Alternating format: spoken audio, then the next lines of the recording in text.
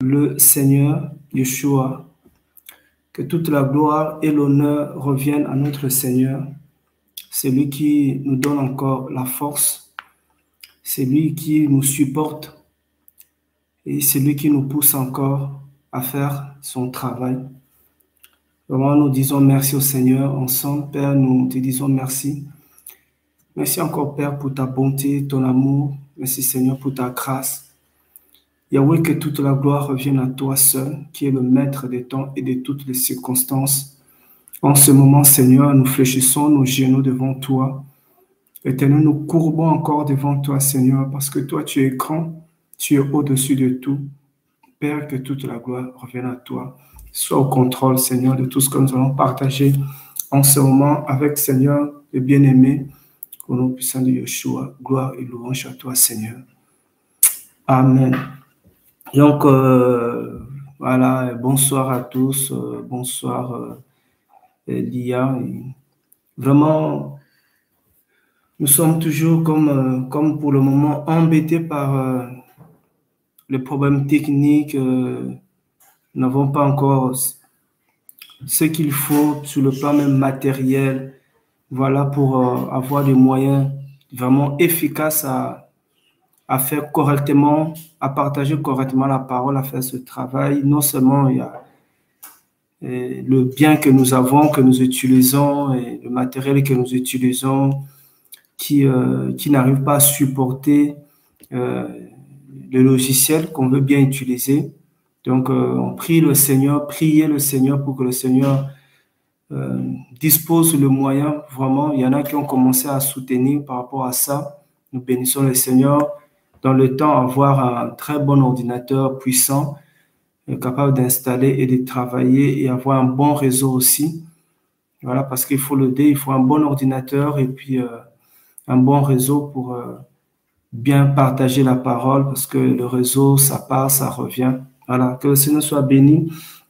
Vraiment, nous prions le Seigneur. Nous avons vraiment une situation aussi que je voulais partager avec vous avant de commencer, pour ceux qui sont connectés, vraiment partager avec vous un grand sujet de prière, parce que nous avons un frère, vraiment un frère, quand je dis vraiment un frère, un bon frère qui était avec nous au Sénégal et qui se retrouve en ce moment au Gabon, notre frère Eric, et un frère que j'aime beaucoup dans le Seigneur et qui est souffrant, qui souffre de la typhoïde, qui est vraiment malade, qui a vraiment besoin d'aide, déjà de nos prières, qu'on puisse prier pour lui, vraiment que la tuberculose, voilà, qui souffre de la tuberculose, voilà, que le Seigneur vraiment étende sa main dans la vie de notre frère. Et pendant qu'on prie, vraiment, il y a des choses qu'on voit, il y a un combat spirituel qui est là-dessus, et que le Seigneur intervienne dans la vie de notre frère, afin que la tuberculose qui est dans son corps puisse vraiment quitter son corps au nom puissant de Yeshua. Vraiment, frères et sœurs, nous avons besoin de vos prières, nous avons besoin de soutien vraiment des guerriers, des intercesseurs, que les gens prennent ça vraiment à cœur pour prier pour le frère vraiment et qu'il soit libéré de cette situation. Le frère souffre. J'ai eu à avoir à parler avec lui hier et avant-hier. C'est-à-dire qu'à chaque fois, il doit aller à l'hôpital, on doit enlever de l'eau dans ce poumon, sont remplis d'eau. Et là, il doit faire encore des examens parce qu'il n'arrive pas à respirer. Ses pieds sont vraiment gonflés. Donc, il a mal, même quand tu parles avec lui, il a mal, il crie. Et aujourd'hui encore, on avait encore mobilisé l'équipe qui est sur place pour aller un peu le rendre visite, mais voilà, on m'apprend même il y a quelques secondes, on m'apprend que ses parents ne veulent même pas que les gens prient là-bas. Donc, vous voyez déjà, le problème est vraiment à un certain niveau. Les parents du frère ne veulent pas de la prière. Donc, l'ancien Pierre qui est là-bas vient de me donner cette information et je confirme vraiment par rapport à ce que j'avais vu quand j'ai prié avec lui. Mais nous allons continuer à prier parce que nous avons le Seigneur des Seigneurs, nous avons celui qui est le Tout-Puissant. Et voilà, que le Seigneur, le Tout-Puissant, qu'il soit au-dessus de ça, que le Seigneur mette ses ennemis à genoux au nom puissant de Yeshua. Et voilà, vraiment, c'est un sujet qui nous tient beaucoup à cœur parce que nous avons vu notre Seigneur à l'œuvre. Nous avons vu notre Seigneur déjà réaliser des grandes choses. Nous avons vu notre Seigneur opérer des grands miracles. Nous avons vu notre Seigneur nous donner des victoires dans beaucoup de situations.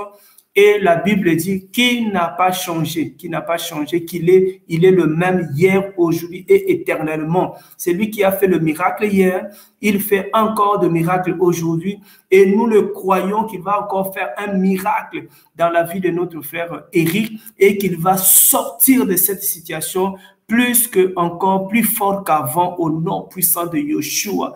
Vraiment que tous les soldats du Mashiach soient debout et prient par rapport à cette situation, prient par rapport aux frères. Et nous sommes en train même de nous mobiliser aussi. C'est pour ça qu'on vous tient informé. Nous sommes encore en train de nous mobiliser pour le venir en aide. Oui, c'est vrai que nous prions et voir comment il peut être hospitalisé. Nous avons besoin aussi là des soutiens financiers. Hier, quand je parlais avec lui, il avait besoin de ce qu'ils appellent là-bas des splits, donc le truc des ventilateurs pour avoir un peu de fraîcheur parce que comme il fait chaud et qu'il a mal et qu'il a besoin d'avoir un peu de ventilateurs, de choses comme ça pour essayer un peu de changer l'air, donc l'air dans la pièce où il habite. Donc, on a besoin de la mobilisation encore de toutes les personnes qui seront touchées dans le cœur financièrement pour qu'on puisse envoyer là-bas et voir comment il peut être aidé médicalement, comment il peut être soutenu. Donc, voilà un peu ce grand sujet vraiment de prière pour notre frère Éric. Vraiment, c'est un frère qui a un grand cœur pastoral et nous prions vraiment que le Seigneur se lève totalement dans sa vie, que vraiment, et que toute la gloire après revienne à notre Seigneur Yeshua. Voilà, vraiment, gloire au Seigneur, la fille d'Élohim qui je propose une cagnotte. Voilà, on met une cagnotte en place, c'est ça l'idée. On met une cagnotte en place, je ne sais pas comment on peut s'organiser pour ça. Mettre une cagnotte en place et puis voilà, ce qu'on va récolter, on va envoyer à l'équipe qui est sur place pour essayer de faire quelque chose, pour le venir en aide. Vraiment, il a besoin de nos soutiens. Voilà, c'est ça la famille, c'est ça l'église. Voilà, c'est venir en aide aux autres. Voilà, je ne sais pas comment on peut s'organiser par rapport à cette cagnotte, comment s'organiser. Ceux qui le savent, qui sont un peu branchés là-dessus, peuvent toujours aussi nous aider pour mettre ça en place. Voilà, sinon, vous avez, comme je vis certains...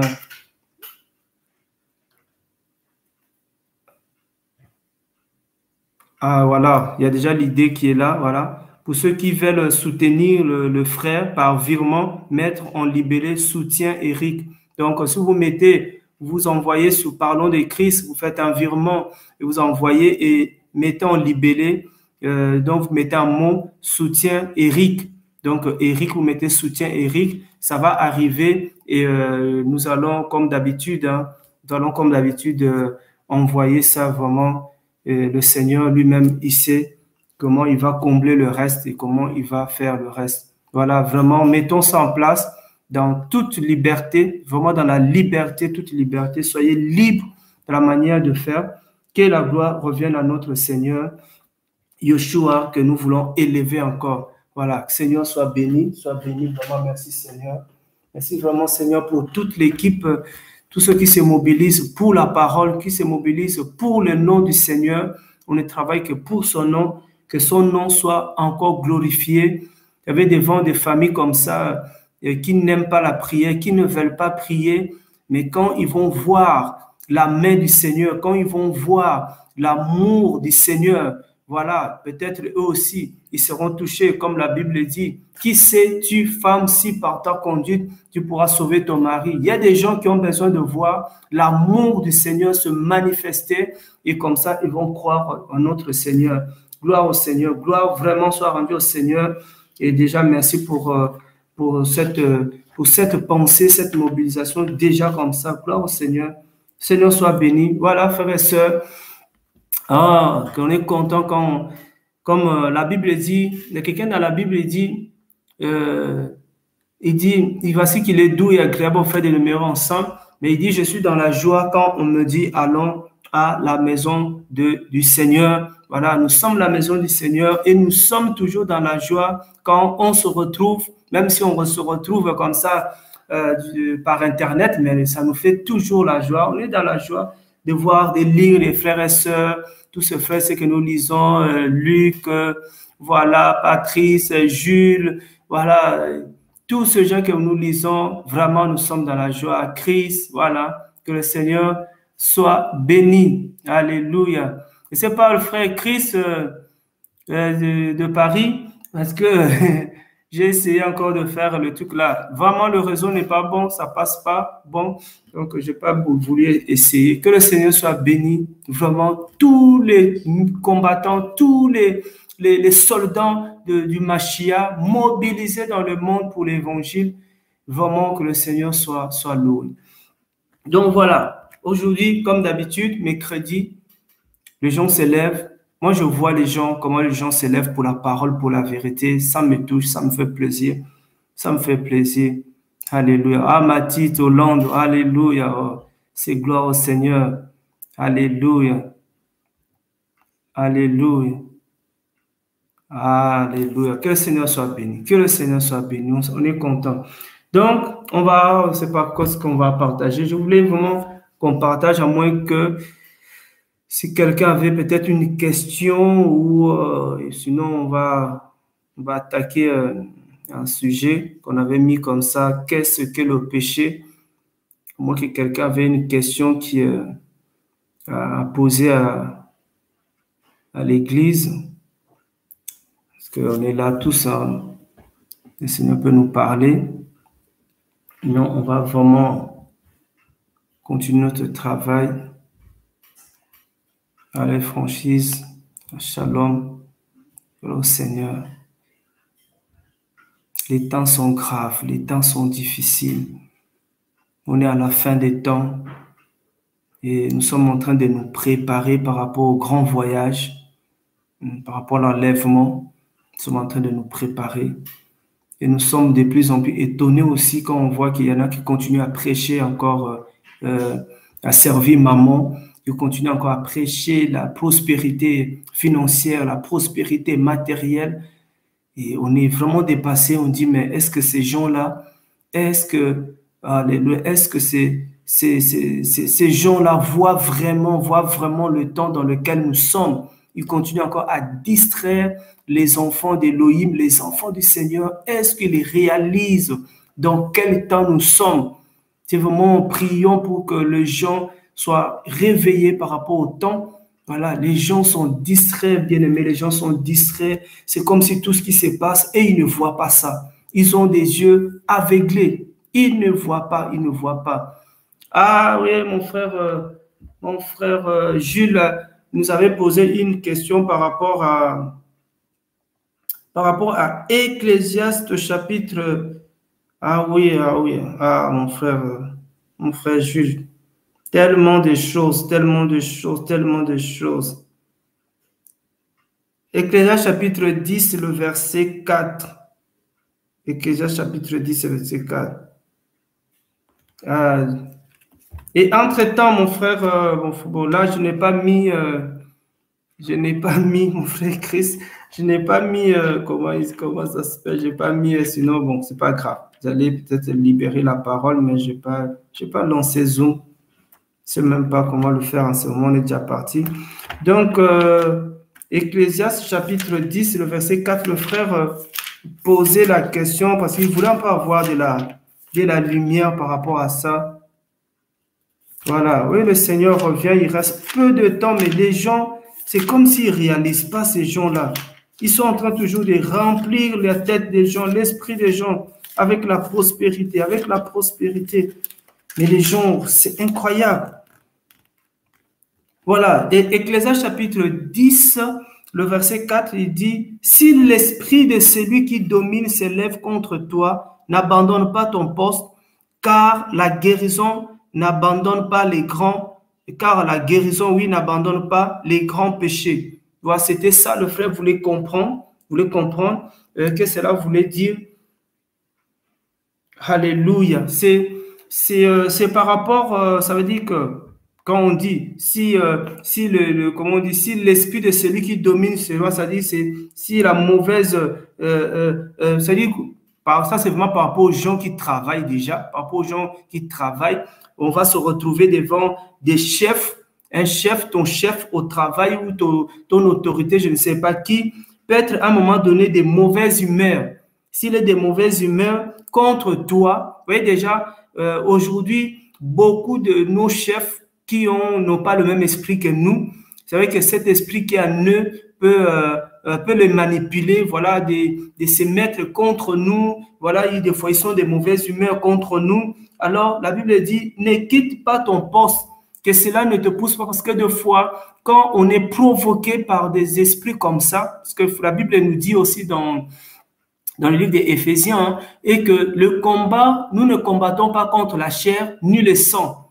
Nous ne combattons pas contre la chair ni le sang, mais nous combattons contre les principautés, contre les princes de l'air, contre les dominations, contre les autorités, contre tous ces esprits mauvais. Donc notre combat est spirituel. Or, on peut avoir un chef qui est de mauvaise humeur, qui est de mauvaise humeur et qui nous pousse, qui essaie de nous pousser à la faute. Frères et sœurs, réalisons d'abord que ce n'est pas lui, mais c'est l'esprit qui est en lui, qui nous combat. Et comme l'esprit qui est en lui qui nous combat, donc le combat est déjà spirituel. Alors que cela ne nous pousse pas à prendre des décisions parce qu'on nous dit, bon, comme il est de mauvaise humeur contre moi, voilà, moi je vais quitter le travail, je vais abandonner ceci, je ne vais plus faire cela. Non, il faut garder son calme. Car on dit, car comme on dit, quand vous voyez, car la guérison n'abandonne pas les grands péchés. Ça veut dire que car le calme évite des graves fautes. Parce qu'on aura un esprit patient, le calme. Vous voyez, des fois, il y a des gens, on répond par le calme. Il te provoque, mais tu ne réponds pas, tu restes calme. Lui-même, il sera peut-être aussi interpellé. Mais dit, mais attends, celui-là, je fais tout pour le provoquer, pour le pousser à la faute. Mais non, lui, il reste calme, il ne répond pas. Ça peut aussi l'interpeller. Ça peut aussi le parler. Ça peut aussi le changer aussi. C'est-à-dire que ne cédons pas aux provocations de nos chefs, quand ils sont même des mauvaises humeurs, n'allons pas dans leur sens, montrons-leur que nous avons des valeurs. Souvent que des fois, on perd aussi le calme, on perd le contrôle et qu'on répond à la provocation. Donc voilà un peu ce qu'on peut dire. C'est vrai qu'il y a les différents types de français, ça peut sembler un peu compliqué, bizarre, mais c'est un peu ça. Gardons le calme devant les mauvaises humeurs. Ça peut être des chefs, ça peut être aussi même des voisins, ça peut être aussi quelqu'un qui est avec nous, ça peut être je ne sais pas de qui. Devant les mauvaises humeurs des gens, gardons notre calme, surtout en ces temps qui est très difficile. Les gens sont de plus en plus de mauvaise humeur parce qu'il a perdu son travail, parce qu'il a perdu je ne sais pas quoi, parce que ça ne va pas. Les gens sont de mauvaises humeurs et surtout que dans ce temps de la fin, il se passe aussi qu'il y a certains esprits que la Bible a dénoncés qui vont commencer à se manifester. Voilà, le racisme, il y a beaucoup de choses. Gardons notre calme. Parce que le Seigneur dira, je vais même ajouter une chose qui est dans Exode. Le Seigneur a dit aux enfants d'Israël, c'était aussi pour leur aussi enseigner de garder le calme. Il leur dit, vous voyez les Égyptiens que vous voyez maintenant, vous ne le reverrez plus jamais. Il dit, gardez silence et moi je combattrai pour vous. Donc, chrétiens, apprenons aussi des fois à garder silence. Souvent, on aime parler, on aime montrer un peu aux gens que voilà, nous aussi, on a un esprit. Non, des fois, gardons le calme. Le Seigneur, il travaille. Le Seigneur, il répond pour nous. Le Seigneur, il agit pour nous. Dans les provocations, gardons le calme parce que notre Seigneur est vivant, il est avec nous. Donc, voilà, par rapport à ça, vraiment que le Seigneur nous tous, hein. Voilà. Et malheureusement, frère Christ, je voulais bien vraiment te donner, si techniquement on pouvait faire, parce que c'est fort cette parole que tu as reçue par rapport, que le Seigneur t'a dit, par rapport à la peur. Oui, on a connu des gens qui, à ces temps que nous traversons, beaucoup de parents ont peur par rapport à leurs enfants. comment on va faire par rapport à nos enfants? Les enfants vont à l'école, ceci, c'est là, la société est en train de changer. Comment faire pour nos enfants? Il y a beaucoup de parents qui se posent cette question-là. Et voilà que le Seigneur est en train de répondre, n'ayons pas peur pour nos enfants, parce que notre Seigneur est vivant. Alléluia. Oh Seigneur, c'est lui qui garde Israël, il est vivant. C'est lui qui nous garde, il est vivant. Alléluia. Alléluia. Gloire au Seigneur. Parce que le Seigneur nous donne cette bonne nouvelle, parce qu'il dit de ne pas avoir peur pour nos enfants. C'est lui qui nous a donné ces enfants-là. Frère, il a un plan pour nos enfants. Il protège nos enfants. Et voilà, c'est beau vraiment. Merci Seigneur. Et on continue à prier pour nos enfants, on continue à exhorter nos enfants, on continue à les enseigner la parole du Seigneur, et que vraiment le Seigneur les garde. Voilà, que le Seigneur soit béni, que le Seigneur soit béni. Merci Seigneur. Donc, vite fait, on va partager, on va encore partager toujours la parole du Seigneur, parce que on n'a pas autre chose à partager déjà que la parole du Seigneur. C'est dans Hébreux chapitre 12. Hébreux chapitre 12. Juste vraiment pour nous rappeler, frères et sœurs, notre combat. Notre combat, parce que il y a une agitation terrible. Une agitation terrible. Et je sais, il y a un temps comme ça, le Seigneur m'avait donné une vision. Et dans cette vision, j'avais vu des chrétiens qui cherchaient à me livrer, des chrétiens qui cherchaient à me livrer aux païens, me livrer aux bandits. C'était des bandits qui voulaient ma vie.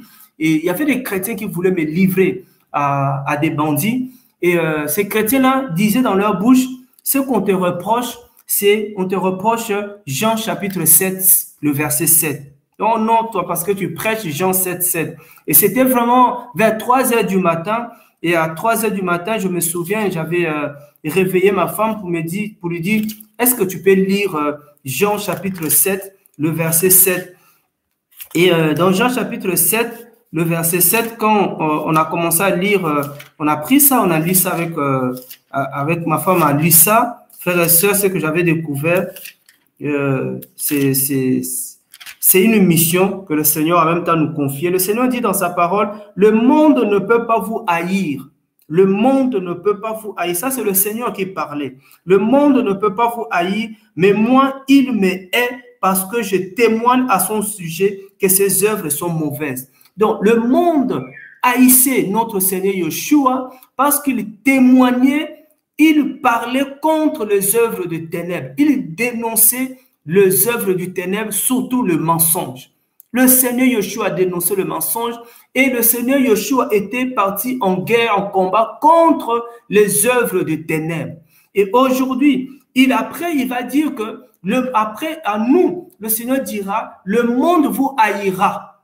Le monde vous haïra. Lui, quand il était dans le monde haïssait le Seigneur, parce qu'il dénonçait les œuvres de ténèbres. Frères et sœurs, et nous, aujourd'hui, le Seigneur nous laisse pour continuer la mission, continuer à dénoncer les œuvres de ténèbres et surtout le mensonge. Et pour ça, le monde aussi nous hait, le monde ne peut pas nous aimer. Si tu dénonces le mal, le monde va te haïr. Le monde ne peut pas aimer celui qui dénonce le mal. Mais si quelqu'un ne dénonce pas le mal, il sera l'ami du monde. Donc, vous voyez, et cette vision m'avait réveillé. Et quand je commençais à méditer, j'ai compris. J'ai compris que d'abord, nos ennemis, en réalité, ce sont les soi-disant chrétiens, des gens qui se glissent parmi nous et qui font semblant d'être avec nous, mais en réalité, ils sont contre nous parce qu'ils sont contre le message que nous prêchons. Quel message? C'est le message qui dénonce les œuvres de ténèbres, qui dénonce le mensonge. Et là, frères et sœurs, je me suis toujours levé. Quand je regarde un événement, quand je regarde quelque chose qui se passe, j'essaie de comprendre qu'est-ce que l'ennemi essaye de faire dans le coulisses. Parce que c'est vrai que quand on regarde la situation qui se passe maintenant, qui amène les gens à avoir autant peur, qui fait que les gens soient autant agités, qui fait que les gens soient autant dans la confusion. Et je dis que derrière, il y a quelque chose qui se prépare. Il y a quelques jours, j'ai dit aux chrétiens, j'ai dit, Satan n'a rien à gagner s'il te tue étant en Christ. Si quelqu'un est dans le Seigneur, Satan ne peut pas te tuer parce qu'il ne va rien gagner, frères et sœurs. Il ne va rien gagner. Donc, les gens qui ont peur de la mort, tu ne peux pas avoir peur de la mort si tu es en Mashiach. Pourquoi? Parce que la Bible dit que heureux le mort dans le Seigneur. Qu'est-ce que Satan va gagner si tu meurs aujourd'hui dans le Seigneur? Il ne va rien gagner. Donc, l'objectif de Satan, ce n'est pas de te tuer physiquement. L'objectif de Satan, c'est de tuer spirituellement. C'est-à-dire, quand il te tue spirituellement, il sait que si tu meurs physiquement et que tu n'as pas la foi et que tu n'as pas le Seigneur, tu es loin du Seigneur, il sait que tu iras en enfer. Voilà ce que Satan vise d'abord, c'est la mort spirituelle. Il faut comprendre ça, frères et sœurs. Il faut aller dire aux gens, je vois beaucoup de gens qui sont troublés. Oh non, je ne peux pas avoir le vaccin parce que sinon je vais mourir. Les gens ont peur de mourir physiquement. Mais les gens n'ont pas peur de mourir spirituellement. Or, spirituellement, quand tu regardes ces gens-là, ils sont même déjà morts. Ils sont déjà morts. C'est-à-dire, les gens ne cherchent pas le salut de leur âme, mais les gens cherchent le salut de leur corps. C'est vraiment dangereux. C'est vraiment dangereux. Il faut comprendre ce que Satan veut exactement. C'est de nous tuer spirituellement. Tout ce qu'il est en train de mettre en place, c'est de nous tuer spirituellement. C'est de nous séparer du Seigneur. C'est de nous éloigner du Seigneur. C'est pour ça que même le Seigneur a rappelé à Pierre, quand vous lisez... avant de lire Hébreu, bien pour nous rappeler à chacun notre combat. Quand nous lisons Luc, chapitre 22, le chapitre 30, le verset 31, regarde ce que le Seigneur dit à Pétros. Il lui dit, mais le Seigneur dit, Shimon, Shimon, voici Satan vous a réclamé pour vous cribler comme les bleus. Vous voyez?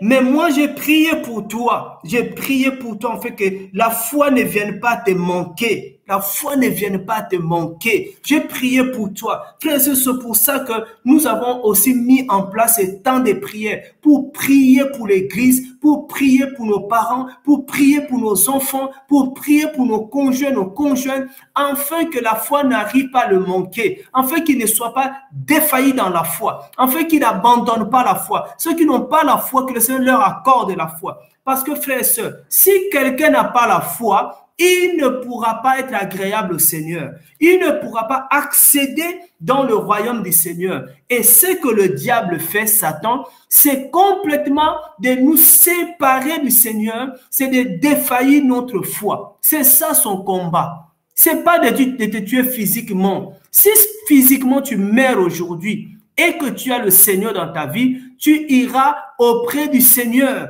et lui ne gagnera absolument rien. Donc voilà, c'est pour ça que je dis, frères et sœurs, nous ne devons pas nous tromper de combat. Nous ne devons pas nous laisser distraire parce qu'il met la distraction. Il met la distraction. Je me souviens dans Exode, quand le Seigneur va demander à Moshe, il va lui dire, va libérer, faire sortir mon peuple de l'Égypte afin qu'ils aillent me célébrer, m'adorer, me servir dans le désert. Quand Pharaon va apprendre ça, il va dire, bon, on va les empêcher d'adorer. On va les empêcher d'aller servir. Il va mettre une stratégie en place. Il va mettre une occupation. Donc aujourd'hui, Satan essaie de nous occuper à autre chose pour que nous puissions abandonner le vrai combat. Frère, nous devons revenir, saisir le vrai combat pour ne pas nous laisser distraire par ce qui n'est pas un vrai combat. Prêcher un message qui n'amène pas les gens à la sanctification. Nous devons revenir au message que nous prêchons depuis, qui est la sanctification, parce que sans laquelle personne ne verra le Seigneur. Et dans Hébreu chapitre 12, donc on va lire ça, Hébreu chapitre 12, voilà ce que la parole nous rappelle, parce que nous aimons dire ce que la parole dit. Nous devons dire ce que la parole dit. Nous ne sommes pas des scientifiques. Moi, je ne suis pas un scientifique pour venir vous dire ce que les scientifiques disent. Je ne suis pas un médecin pour venir dire ce que le médecin pense. Je suis frère, je suis un sacrificateur d'Élohim. Je suis un serviteur de la parole d'Élohim. Je suis là pour parler, de dire ce que la Bible dit. N'allons pas sur d'autres terrains. Restons sur le terrain de la parole. Ici, la Bible dit, Hébreux chapitre 12, le verset 4. Vous n'avez pas encore résisté jusqu'au sang en combattant contre le péché. Voilà notre combat, frères et sœurs. Notre combat, c'est le combat contre le péché, frères et sœurs. C'est un combat contre le péché. Le péché, c'est ça qui fait les dégâts. Le péché, c'est ça même qui est la cause de toutes ces maladies, le péché. Parce que avant, quand il n'y avait pas le péché, il n'y avait pas de virus. Il n'y avait pas tous ces problèmes, il n'y avait pas la mort. C'est le péché qui a amené tout ça. Donc, notre combat, c'est le combat contre le péché. Et ici, la Bible dit, vous n'avez pas encore résisté. Aujourd'hui, les gens n'arrivent plus à résister au péché. Vous n'avez pas encore résisté jusqu'au sang. C'est-à-dire que s'il faut que le sang coule, quand le sang coule, ça veut dire qu'il y a la mort. S'il faut qu'on nous tue, à cause du péché, frères, ils vont nous tuer à cause du péché. Mais ils vont tuer le corps, mais ils ne vont pas tuer l'âme. Parce que la Bible dit, ne craignez pas celui qui ne peut tuer que le corps, mais ne peut pas tuer l'âme. Craignez plutôt celui qui tue et le corps et l'âme. Vous voyez, frères et sœurs, nous n'avons pas peur de ceux qui peuvent tuer le corps. Parce que notre combat, frère, c'est de combattre le péché, dénoncer le péché qui est dans le monde, le péché qui règne dans le monde. Dans le monde, il y a la confusion, l'homosexualité, il y a le monde, il y a toutes ces sortes de péchés. Les gens ont peur de dénoncer le péché. Et maintenant, voilà, l'ennemi, il veut nous amener sur un terrain qui n'est pas le terrain du péché. Comme ça, les gens vont arrêter de dénoncer le péché. Les gens sont dans des missions, je ne sais pas qui les a confiées, mais dans des missions que le Seigneur ne nous a pas confiées. Frère, notre travail, notre combat, c'est de dénoncer le péché. Le mensonge doit être renversé. Le mensonge doit être dénoncé. Alléluia. En ce temps, frère, il y a des gens, des fois, quand le Seigneur nous montre, les gens qui n'ont même plus, c'est-à-dire qui n'ont même plus de couverture, qui n'ont même plus d'habits, qui n'ont même, c'est-à-dire qui n'ont plus de gloire à cause du péché. Et pendant que je méditais sur le péché, parce que, frère, péché, c'est notre combat. Je le dis, le péché, c'est notre combat. Quand on voit un frère, un de nos frères dans le péché, non, frères et sœurs, on va l'aider à quitter le péché. On va l'aider à sortir du péché. C'est pour ça que nous prêchons la repentance, pour que les gens sortent du péché. C'est ça notre combat. Aider les gens à sortir du péché. C'est ça le vrai combat. Et le Seigneur dit, même si il faut verser le sang, frère, on versera le sang. Malheureusement, beaucoup se sont laissés distraits. Ça, vraiment, c'est une sonnette d'alarme. Beaucoup se sont laissés distraits. Beaucoup se sont laissés emporter dans d'autres messages qui est maintenant ce message qui caresse le péché. Ce message maintenant qui ne dénonce pas le péché. Vous savez, frère, on n'est même pas peut-être arrivé. Vous allez entendre parler.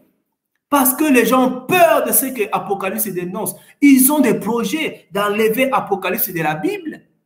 Ils ont des projets pour enlever l'Apocalypse de la Bible, pour que cette vérité qui est dans l'Apocalypse ne soit plus prêchée. Ils cherchent à cacher le péché, frères et sœurs. Mais nous sommes là pour dénoncer le mal, dénoncer le péché. Notre combat n'est pas un combat contre la chair, contre le sang, contre quelqu'un. Notre combat, c'est contre le péché. Donc, si on dénonce le péché et que tu te retrouves dans un péché, frères et sœurs, non, il faut même louer le Seigneur, il faut même bénir le Seigneur parce que, voilà, parce que le Seigneur te libère de ce péché-là. Et regardez une parole que j'avais même vue avant même que je parle de ce péché. Une parole qui est dans, oh le Seigneur, dans Ésaïe 55. Pour tous les gens qui sont dans le péché, regardez Ésaïe 55. Ah, cette parole a rejoui mon cœur, cette parole le Seigneur m'a béni avec cette parole. Et regardez ce que le Seigneur dit dans Ésaïe 55. Ésaïe 55. Alléluia. Oh Seigneur, que le Seigneur nous aide. Ésaïe 55. Regardez ce que la parole nous dit. Il dit que le méchant abandonne, abandonne. Vous voyez, regardez ça, frères et sœurs. La Bible dit que le méchant abandonne sa voie et l'homme injuste ses pensées, qu'il retourne à Yahweh, qui aura pitié de lui, à notre Elohim qui pardonne abondamment. Oh, j'ai vu cette parole, il dit, waouh Seigneur, le Seigneur est bon. Il dit que l'homme méchant abandonne sa voie et que l'homme injuste, ses pensées injustes, qu'il retourne à Yahweh. Yahweh aura pitié de lui. Yahweh, notre Elohim qui pardonne abondamment. Toi, mon frère, ma soeur qui me suit maintenant, toi qui nous suivras même, qui nous suivras même après quand tu suivras, le Seigneur a pitié de méchants. Le Seigneur a pitié de l'homme injuste. Le Seigneur pardonne abondamment. Reviens, abandonne seulement le péché. Arrête le mal. Le péché est un ennemi. Le péché, c'est ça qui fait des dégâts. Parce que, pourquoi les gens ont peur en réalité? Les gens qui ont peur, la peur même est une conséquence même du péché. Vous voyez, quand Adam a péché, il dit, j'ai entendu ta voix et j'ai peur. Mais avant, Adam n'avait pas peur. Vous voyez? C'est-à-dire que quand on vit dans la droiture, quand on marche avec le Seigneur, frère, on n'a rien à craindre. On n'a rien à craindre, frères et sœurs. Frères et sœurs, bien-aimés, rien ne pourra t'arriver sans la volonté du Père. Rien ne pourra t'atteindre. Toi qui es l'enfant du Seigneur, rien. Rien ne pourra t'atteindre. Si tu marches dans la voie du Seigneur, le mal ne pourra pas t'atteindre. Comprenez? Donc, on doit continuer à dénoncer le péché. On doit continuer à dénoncer le mal pour que les gens le sachent et que les gens soient libérés. Notre frère Jean-Baptiste, il est mort pourquoi? Est-ce que Jean-Baptiste n'était pas un serviteur d'Élohim? Même Yoshua a déclaré que de tous les prophètes nés de femmes, Jean-Baptiste était le plus grand. Mais Jean-Baptiste est mort. Il est mort pourquoi Jean-Baptiste? Il est mort parce qu'il dénonçait les péchés, les abominations. Il est mort parce qu'il dénonçait l'impudicité. Il est mort à cause du péché. Parce qu'il a dénoncé le péché. Vous voyez un peu? Frère, même si les gens vont te toucher physiquement, ils ne pourront pas toucher ton âme. Ils ne pourront pas. C'est ce que le Seigneur a dit à Satan quand il voulait toucher Job. Il a dit, tu peux toucher Job, tu peux toucher ses biens, tu peux toucher son corps, mais tu ne peux pas toucher à sa vie. Le diable n'a pas le pouvoir de toucher à ma vie.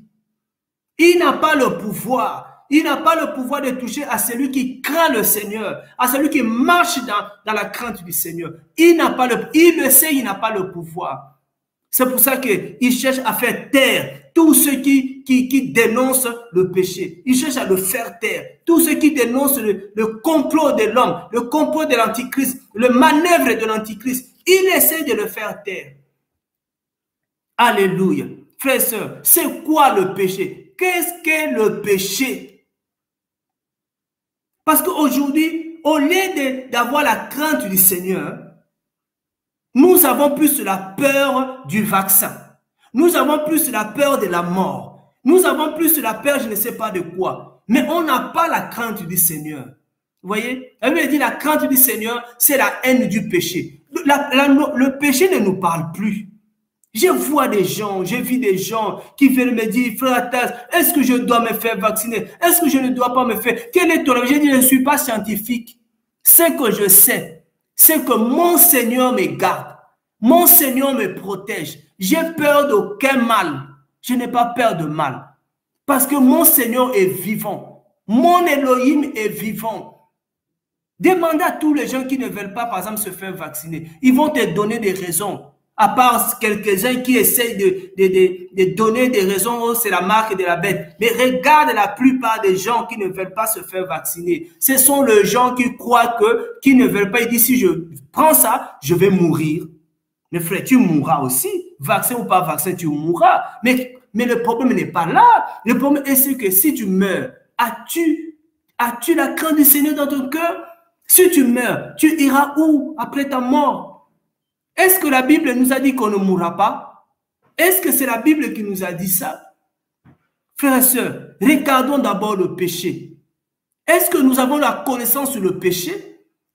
Qu'est-ce que la Bible dit par rapport au péché? Parce qu'on arrête, frères et sœurs, de prêcher nos pensées, de dire ce que moi, regarde ce que moi je pense. On n'est pas là pour dire ce que nous pensons. Mais nous sommes là, frères, pour dire ce que le Seigneur pense. C'est ça qui est important. Ce que l'homme pense, ce que le prophète pense, ce que l'apôtre pense, ce que le pasteur pense n'est pas plus important, n'est pas même important. C'est ce que le Seigneur dit. Le Seigneur dit même il dit même dans Ésaïe où on était, qu'est-ce que le Seigneur lui dit? Le Seigneur lui dit que mes pensées ne sont pas vos pensées. Nos pensées en nous ne sont pas les pensées du Seigneur. Nous devons connaître les pensées du Seigneur à chaque fois.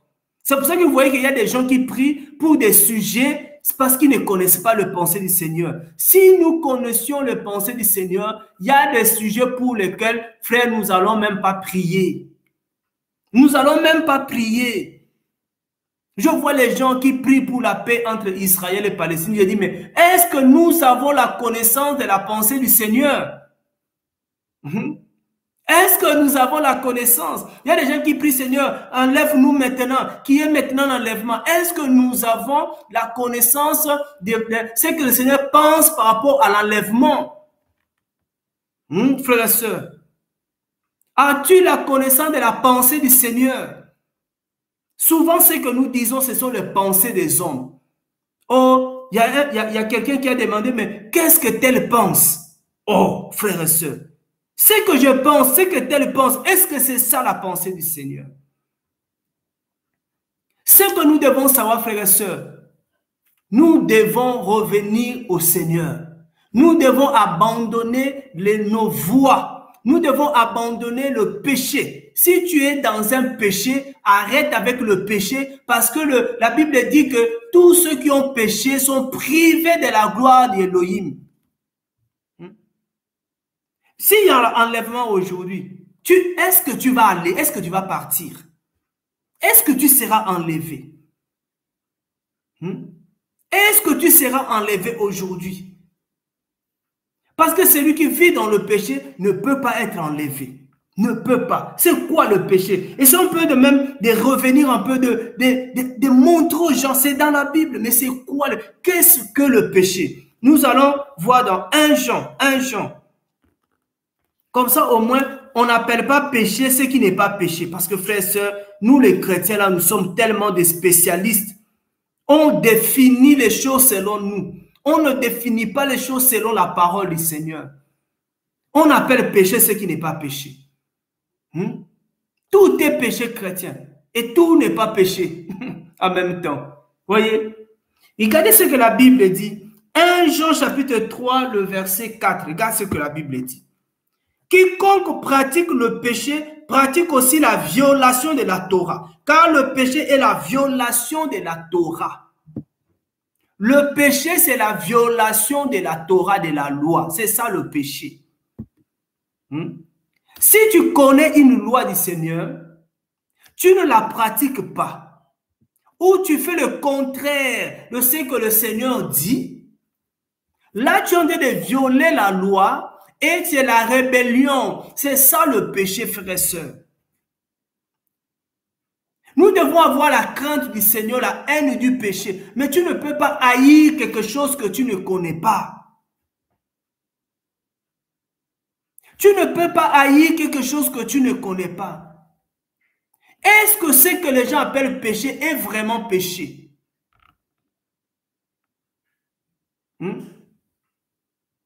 Est-ce que cela est péché?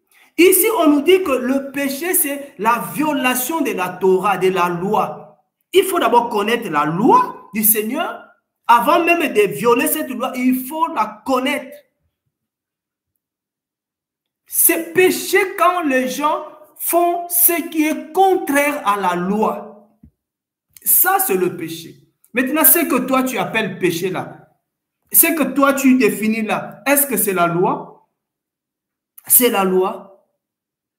Alléluia. Regardez maintenant le psaume chapitre 51. Voilà ce que vous allez voir encore autre chose là-bas. Le psaume chapitre 51. Regardez, frères et sœurs. Il ne faut pas qu'on vive dans la peur. Beaucoup vivent dans la peur. Ah, je suis dans le péché. Non, frères et sœurs, on ne peut pas voir le Seigneur et vivre dans le péché. C'est pas possible. C'est pas possible. Oui, on peut commettre un péché, mais on ne vit pas dans le péché. Mais quand on connaît la loi, on observe la loi. Ici, dans le psaume 51, regardez ce que la Bible nous dit. Le psaume 51, vous allez voir encore.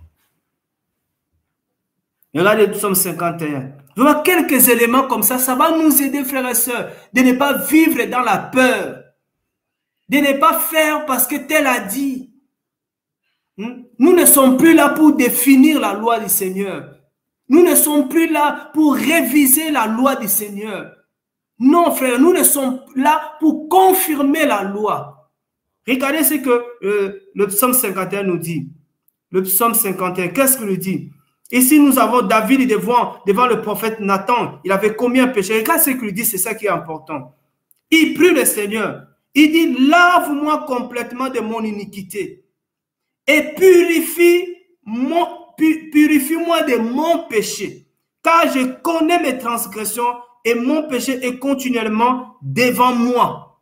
Il reconnaît, David avait connaissance de son péché.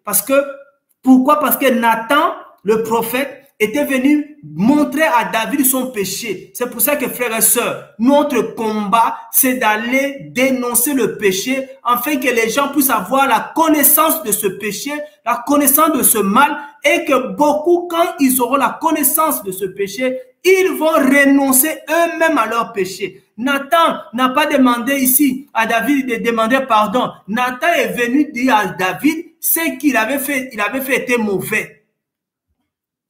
Mais si aujourd'hui, il n'y a plus personne qui dénonce le péché, comment les gens auront connaissance de ce péché? Comment les gens auront connaissance de ce péché? On nous dit, oui frère, il faut être sage. On n'a pas la sagesse à voir devant le mal. Le mal, c'est le mal. On ne peut pas appeler le mal bien. Regarde ce qu'il dit maintenant au verset 6. J'ai péché contre toi seul. Je fais ce qui est mal à tes yeux, en sorte que tu sois juste dans ta sentence, sans reproche dans ton jugement. David reconnaît, il a dit, je fais ce qui est mal à tes yeux. Alléluia. David reconnaît, frère, le péché, c'est faire ce qui est mal aux yeux du Seigneur. Faire ce qui ne plaît pas au Seigneur. Quand tu fais quelque chose qui ne plaît pas au Seigneur, frère, tu es en train de pécher. Tu fais quelque chose qui est désagréable, qui déplaît au Seigneur. Si tu sais des choses qui ne plaisent pas au Seigneur, il faut arrêter de faire ça. Il faut arrêter de faire ça, frères et sœurs. Il n'y a pas à aller chercher les prophètes. Il n'y a pas à aller chercher les avis des gens. Parce que dans ton cœur, tu as le Saint-Esprit. Et le Saint-Esprit, quand tu fais quelque chose qui déplaît au Seigneur, vous savez les gens qui ont le Saint-Esprit. Je vais parler aux gens qui ont le Saint-Esprit. Ceux qui ont réellement le Saint-Esprit, quand on fait quelque chose qui déplaît au Seigneur, le Saint-Esprit réagit à l'intérieur de nous. Le Saint-Esprit est attristé. Éphésiens nous parle. Il dit, n'attristez pas le Saint-Esprit que vous avez reçu. Qu'est-ce qui déplaît? Israël, il y avait des rois à l'époque d'Israël qui faisaient des choses qui ne plaisaient pas au Seigneur. Le jugement du Seigneur tombait sur Israël.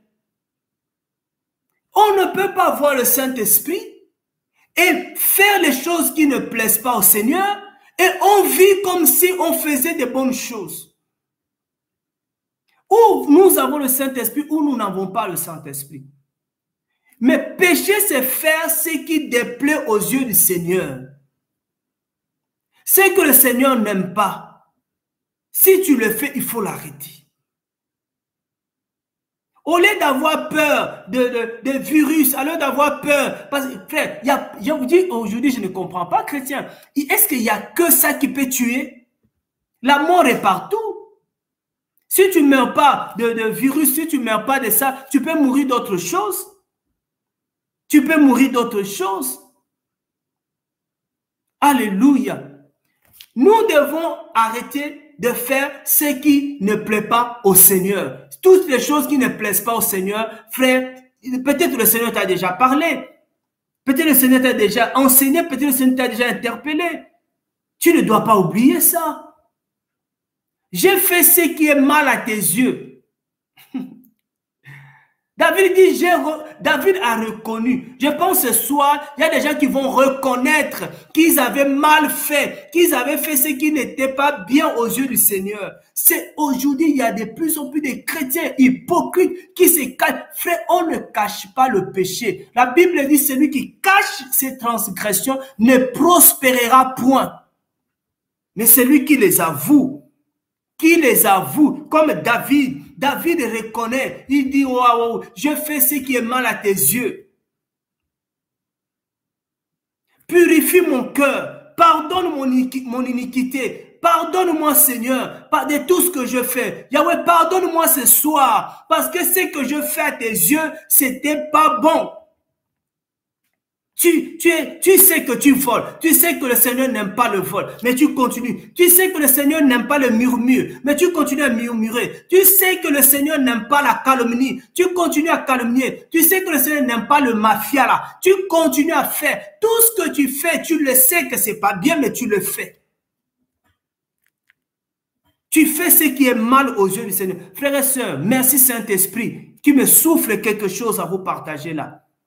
Vous savez, tout ce que nous faisons là, tout ce que nous faisons, que les hommes ne nous voient pas, le Seigneur voit. Le Seigneur est celui qui voit toutes choses. Il voit une fourmi noire dans un trou noir. Le Seigneur te voit tout ce que tu fais. C'est pour ça que dans Ecclésiaste, il est dit que nous irons tous devant le tribunal du Seigneur pour le bien et pour le mal que nous avons fait. Donc le Seigneur, il voit tout. Ne te cache pas. Même si les hommes ne te voient pas, le Seigneur te voit. Ce qui est important, renonce au péché, renonce au mal, parce que tu sais ce qui est mal. Tu sais. Vous savez, il y a des péchés, frères et sœurs, il y a des péchés, on n'a pas à nous enseigner. Il y a des gens, regarde quand tu t'es converti. Regarde les mal que tu as pris la décision, à partir d'aujourd'hui, j'arrête ça, j'arrête le boîte de nuit, j'arrête d'être mal habillé, j'arrête de parler. C'est-à-dire, il y a des choses, des changements que le Saint-Esprit a opéré en toi, tu as abandonné le péché, le mal de toi-même. C'est ça le Saint-Esprit. Mais le Seigneur continue à nous parler, puis il dit, frères et sœurs, abandonne ta voie là, abandonne. Satan, c'est un menteur. Satan, c'est un menteur. Abandonne cette voie-là. Reviens au Seigneur pour sauver ton âme. Ce qui est important, c'est ton âme. C'est pas ton corps. C'est pas ton corps, c'est ton âme. Vous voyez, David a reconnu. Beaucoup aujourd'hui manquent d'humilité. Beaucoup aujourd'hui. J'ai parlé avec un frère. J'ai dit, vous savez, frère, même il y a beaucoup de parents qui vont aller en enfer. Beaucoup de parents. Vous savez pourquoi? On fait le mal, même des fois, on fait mal à nos enfants. On a du mal à demander pardon à nos enfants. Je pense vendredi, par la grâce du Seigneur, frère, nous allons parler un peu du pardon. Beaucoup de gens, j'ai déjà dit, beaucoup de gens, même si tu pries, tu jeûnes, tu pries pour avoir le pardon, tu n'as pas le pardon du Seigneur. Il y a beaucoup de maris qui n'arrivent même pas à demander pardon à leur femme. Il a offensé sa femme, mais incapable de demander pardon à sa femme. Mais il sait que ce qu'il a fait, c'est pas bien. Mais il va se mettre à genoux. Seigneur, pardonne-moi parce que j'ai fait. Tu demandes pardon pourquoi? Pourquoi tu demandes pardon au Seigneur? Oui, parce que j'ai fait mal à ma femme. Mais va demander aussi pardon à ta femme. Va aussi demander pardon à ton enfant, à qui tu as offensé. Frères et sœurs, que le Seigneur nous donne cette humilité-là. La Bible dit, c'est lui qui avoue son péché. Il reconnaît son péché et il l'abandonne, il obtient miséricorde. Tout est dans la parole. Pourquoi on cherche des solutions ailleurs? Pourquoi on va aller consulter un prophète, un apôtre pour savoir si même j'ai été pardonné? Pourquoi? Parce que la Bible est la lumière du monde. Pourquoi aller chercher ailleurs?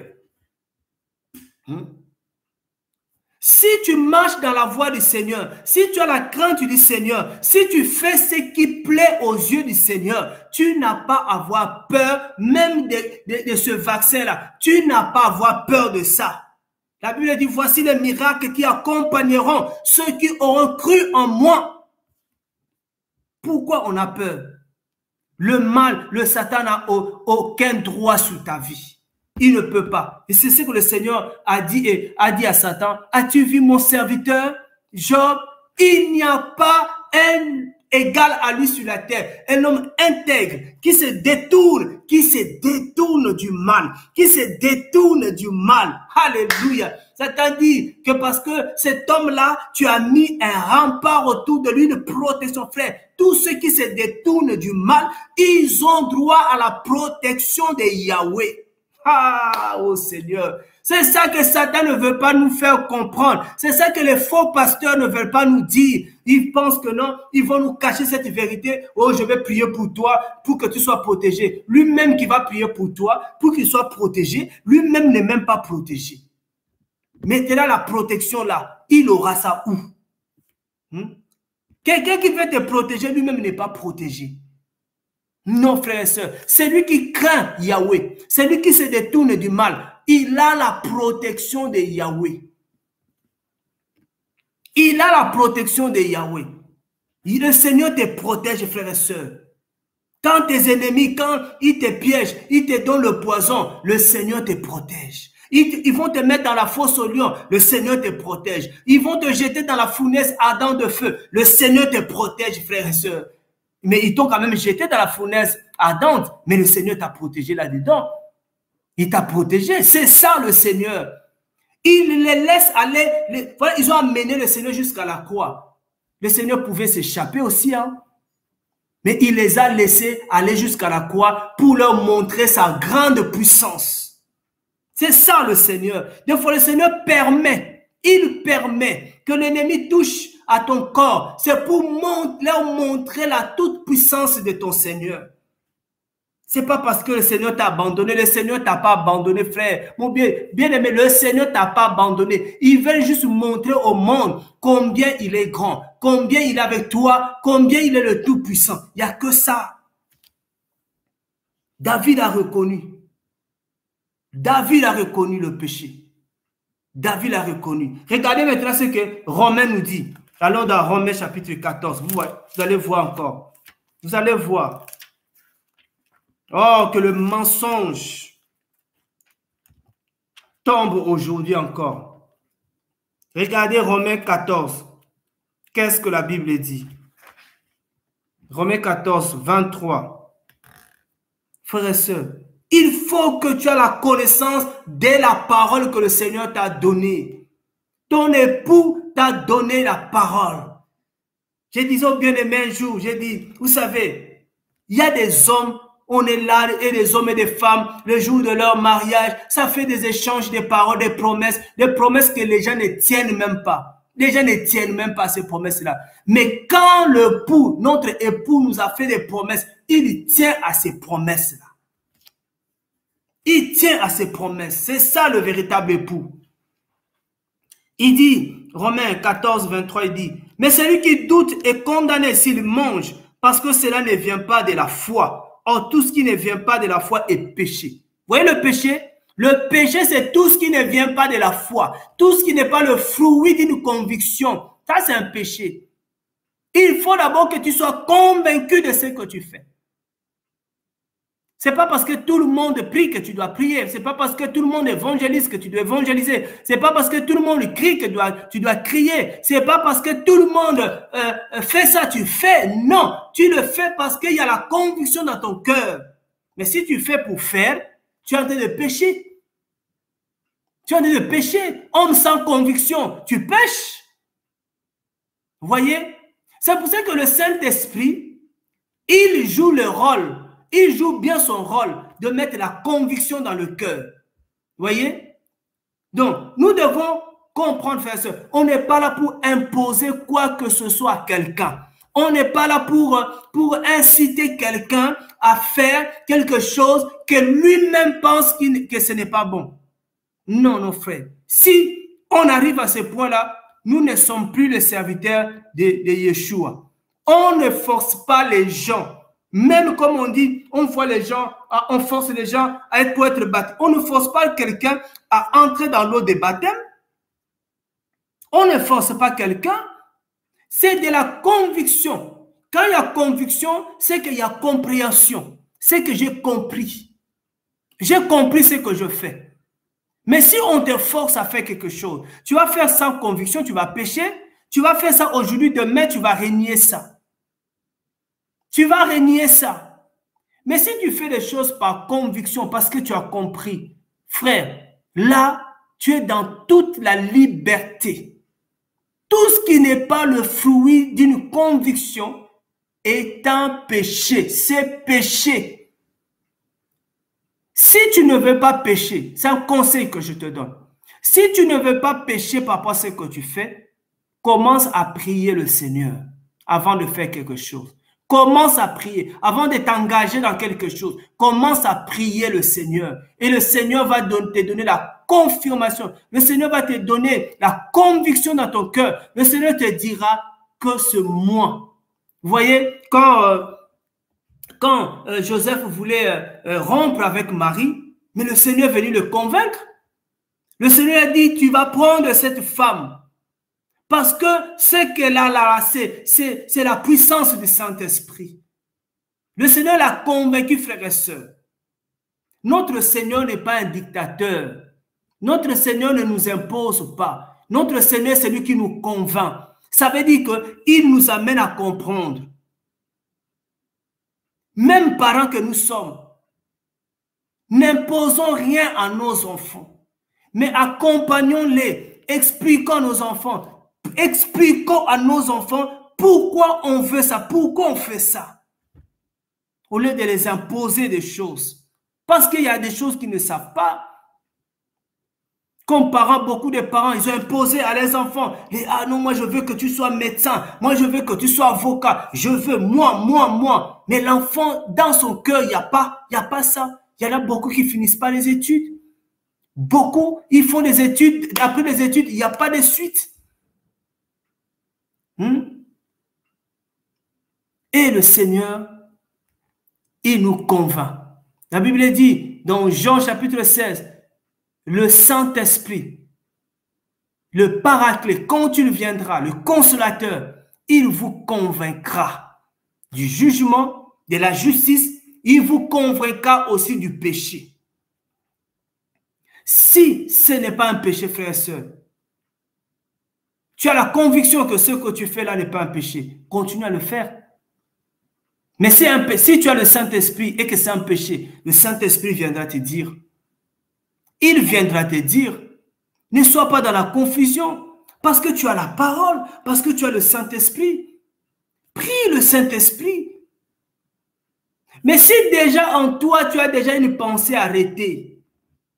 Quand tu vas prier la nuit, tu vas faire un songe. Quand tu vas faire un songe, tu vas voir que c'est la confirmation de ce que tu avais déjà dans ton cœur. Donc, ton songe là est déjà nul. Ah, c'est déjà nul déjà. C'est influencé. Prie vraiment le Seigneur. Dans tout ce que nous voulons faire, on doit prier le Seigneur. On doit prier le Seigneur, notre roi. Ce qui est plus dangereux aujourd'hui, frères et sœurs, ce que nous devons éviter de consommer, ce que nous devons éviter de faire, c'est le péché. C'est ça, le péché. C'est ça que nous devons fuir. C'est à ça que nous devons résister. Aujourd'hui, beaucoup résistent à certaines choses et beaucoup sont engagés dans des combats qui ne sont pas des combats que le Seigneur nous a laissés. J'ai dit, quand nous lisons Matthieu chapitre 24, vous voyez tout ce qui est dans Matthieu chapitre 24 là. La famine, la peste, les tremblements de terre, tout ça là. Si tu commences à à mener un combat contre la famine, tu vas te fatiguer. Tu vas te fatiguer, frères et sœurs. Parce que ces choses-là, ce sont des choses qui doivent arriver. Voyez par exemple.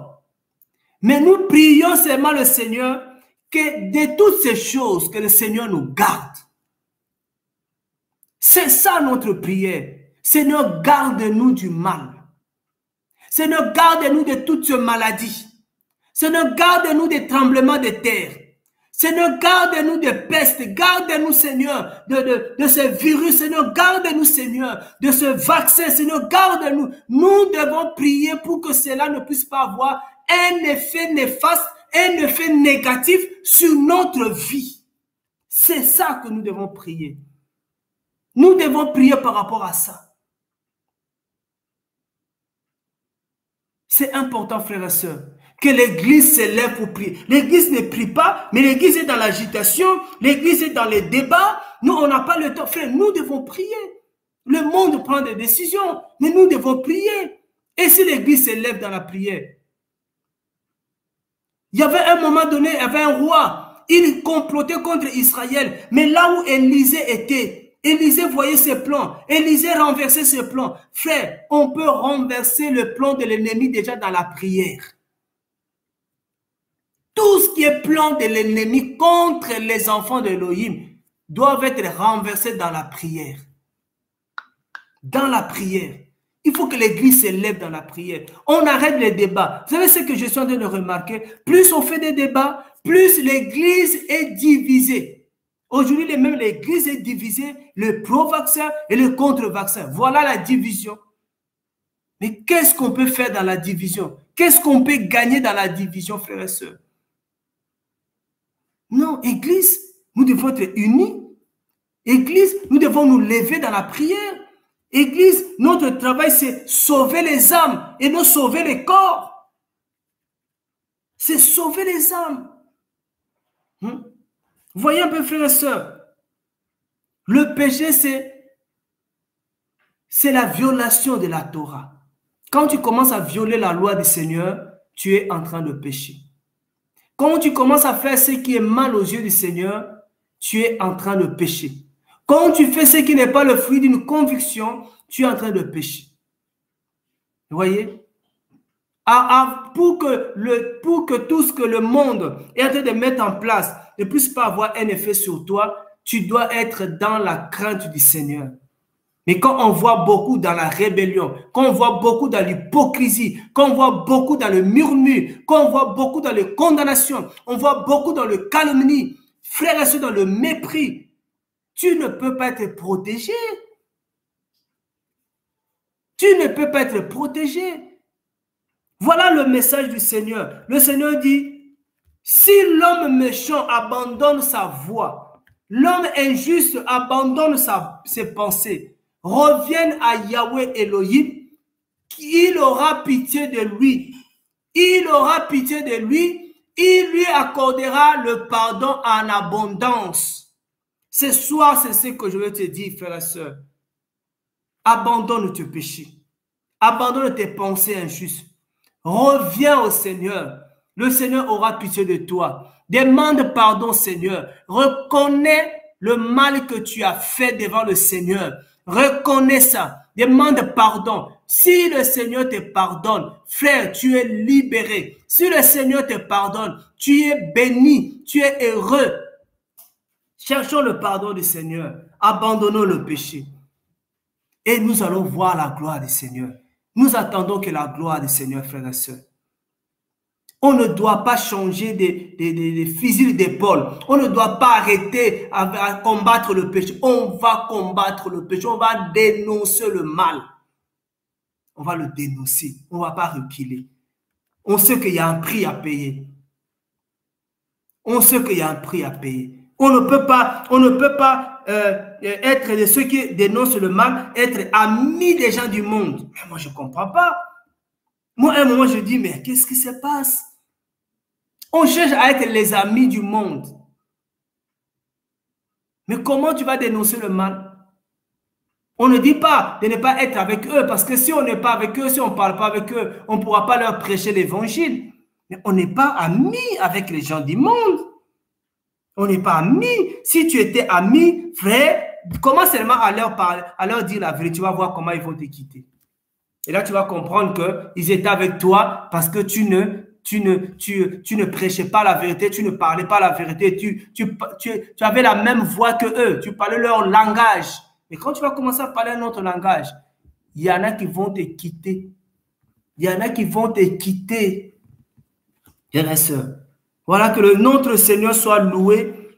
Frère, continuons le combat contre le péché, contre le mal. C'est ça notre combat. N'arrêtons pas ce combat-là et renonçons d'abord à ça parce qu'on ne peut pas combattre son ami, on ne peut pas combattre celui avec qui on mange, on ne peut pas le combattre. Si tu as mis du péché, c'est normal, tu ne peux pas combattre le péché. Commence d'abord à renoncer à ce péché et comme ça, tu peux bien dénoncer ce péché-là.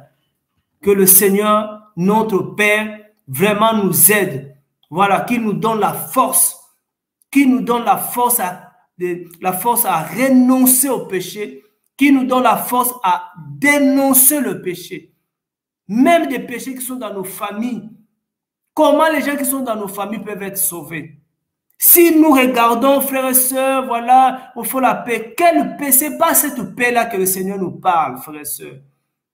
Ce n'est pas le fait de voir le mal et de regarder le mal, de laisser passer le mal qui aura la paix. Non, non, non, ce n'est pas ça. Nous devons dénoncer le mal qui est dans nos traditions, qui est dans nos cultures, qui est dans nos coutumes, dans notre façon de vivre. Nous devons dénoncer ça. Les gens qui marchent presque nus, on ne doit rien dire. On ne doit rien dire, frère, parce qu'il fait chaud. Non, on doit dénoncer ce mal. On doit dénoncer ce mal. On doit dénoncer ce mal. Parce qu'on veut le salut des nations. Et on veut le salut de notre âme. Si tu ne dénonces pas le mal va t'envahir. Ah oui. Le mal va t'envahir. Si tu dénonces le mal, tu repousses le mal loin de toi. Voilà, frères et sœurs, vraiment que le Seigneur nous garde, que le Seigneur soit avec nous. Nous savons que ce n'est pas facile, mais le Seigneur nous a choisis pour annoncer sa parole, sa vérité, son évangile dans les nations. Et comme on a dit, voilà, on se laisse conduire, mais vendredi, frères et sœurs, on doit revenir encore sur le pardon, parce que c'est important. Beaucoup de gens qui vivent comme ça, ils prient, mais ils n'ont pas encore le pardon du Seigneur. Mais quel Seigneur tu pries? L'humilité précède la gloire, nous dit la parole. L'humilité précède la gloire. Si tu veux aller au ciel, tu dois te séparer de Lot. Tu dois te séparer du péché. Si tu veux aller au ciel, si tu veux voir la terre promise par le Seigneur, il faut une séparation. Et toute séparation a un prix. A un prix. Il faut payer le prix. Il faut payer le prix. La consécration a un prix. Ah oui. Et aller au ciel a un prix. Voilà. C'est ce qu'on peut vraiment, on peut dire aujourd'hui, que le Seigneur soit béni. Vraiment, prions les uns les autres. Vu le temps, on a vraiment besoin de prier, des prières des autres. Voilà, que les autres nous soutiennent dans la prière. On en a vraiment besoin, que le Seigneur vraiment nous garde tous. Que le Seigneur nous garde tous. Donc, voilà, on a fini par là, et pensons vraiment à notre frère Eric, voilà, qui est vraiment malade depuis le Gabon. Donc, il a même arrêté ses études au Sénégal pour retourner au Gabon pour être soigné, mais voilà, et la situation est grave et il a besoin de nos soutiens spirituels, il a besoin de nos soutiens aussi financiers. Donc, pensons à lui et le Seigneur soit béni. On reviendra encore, n'oublions pas, pour ceux qui peuvent, le vendredi à 6 h du matin, on se lève dans l'intercession, dans la prière, on prie vraiment pour le réveil de l'Église, on prie vraiment pour le réveil des nations, on prie vraiment par rapport à l'Évangile, le Seigneur qui doit être prêché partout, on prie. Donc, 6 heures, de 6 heures à 7 heures, nous sommes dans la prière. Vendredi à 6 heures, voilà, que le Seigneur nous donne la force. Et puis, le soir, on vient encore, voilà, partager la parole. Que le Seigneur soyez bénis. Je pense que le Seigneur nous a fait du bien. Je pense que le Seigneur nous a fait du bien. Gloire et louange à toi, Seigneur. Gloire et louange à toi, Seigneur, vraiment. Amen, amen, amen, amen.